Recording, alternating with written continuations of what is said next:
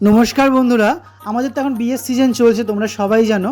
আমি যে রিসেপশনে দুপুরবেলা পৌঁছে গেছিলাম সেই ভিডিওতে তোমরা সবাই দেখেছো। এটা হলো রিসেপশনের সন্ধ্যেবেলা যে অনুষ্ঠান তার একটা মিনি ব্লগ, অর্থাৎ বলতে পারো রিসেপশনের পার্ট 2 এর ভিডিও। পৌঁছে যাওয়ার পরই বিয়েবাড়িতে ধীরে ধীরে প্যান্ডেলের ভিতরে আমরা প্রবেশ করছি। খুব সুন্দর সাজানো ছিল ভিতরটা, আর ভিতরেই দেখতে পাচ্ছ আমাদের জিকে টিম এখানে গল্প করা শুরু করে দিয়েছে। আমরা যে কোনো অনুষ্ঠানেই খুব গল্প করি, আনন্দ করি, মজা করি আমাদের এই জিকে টিমকে নিয়ে। এদিকে সবাই মিলে বসে গল্প করছে, আর অন্যদিকে আমি একটু এগিয়ে গিয়ে দেখলাম সেখানে রান্নার প্রিপারেশন চলছে। সন্ধ্যাবেলা যতজন আমন্ত্রিত অতিথিরা আসবে তাদের সবার খাওয়ার জন্য চলছে রান্নার জোগাড়। আর এইদিকে এসে দেখলাম যে ব্রাইড আজকে সে কিন্তু রেডি হয়ে গেছে। মেকআপ আর্টিস্ট সে তার ভিডিও নিচ্ছে, আমিও ছোট্ট করে ভিডিওটা নিয়ে নিলাম। সাজানোটা কেমন হয়েছে তোমরা কিন্তু অবশ্যই আমাকে কমেন্ট করে জানাবে। তারপর আমরা আবার গল্প করতে শুরু করে দিলাম। এখানে মা, মাসি, বাবা, মেশোরা, দাদু, দিদা সবাই ছিল। সবার সাথে ফ্যামিলি গসিপ চলছিল বেশ অনেকক্ষণ ধরে। তারপর ধীরে ধীরে দুপুর গড়িয়ে চলে এলো সন্ধে।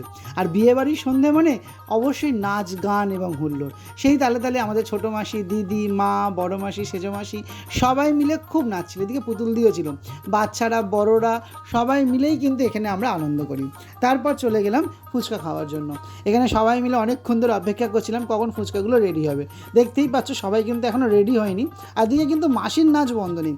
মাসি নেচে নেচে আমাদেরকে এন্টারটেনমেন্ট করছে এবং আমরাও কিন্তু খুব মজা করছি। আর এদিকে ধীরে ধীরে বিয়ে বাড়িতে লোকজন প্রায় সবাই চলে এসেছে। আর এই হলো নতুন ব্রাইড এবং গ্রুমের ফ্যামিলি। সৃজিতের বউ, ভাই এবং আমাদের ছোটদাদু, ছোটদিদা সবাই মিলে একটা গ্রুপ ফটো তোমাদের সামনে শেয়ার করলাম। আর এই ছিল বিয়েবাড়ির এন্ট্রান্সের জায়গাটা। তারপরে আস্তে আস্তে আমি চলে গেলাম যেখানে খাওয়ার জায়গা, সেই জায়গায়। এটা হলো স্টার্টার। এখানে স্টার্টার দেওয়া হচ্ছিলো কফি এবং বাইরে ছিল ফুচকা, এছাড়া পকোড়া ছিল, বেবিকর্ন ছিল। তারপরে আমরা স্টার্টারগুলো খাচ্ছিলাম এবং সবাই মিলে খুব গল্প করছিলাম। এইদিকে সুদীপের বিশেষ রিকোয়েস্ট ছিল তাদের যে স্টলটা তার জন্য ভিডিওটা আমি করে নিই, তার ভিডিও একটু করে নিলাম। তারপরে আবার এগিয়ে গেলাম যেখানে আমরা সবাই বসেছিলাম তাদের কাছে।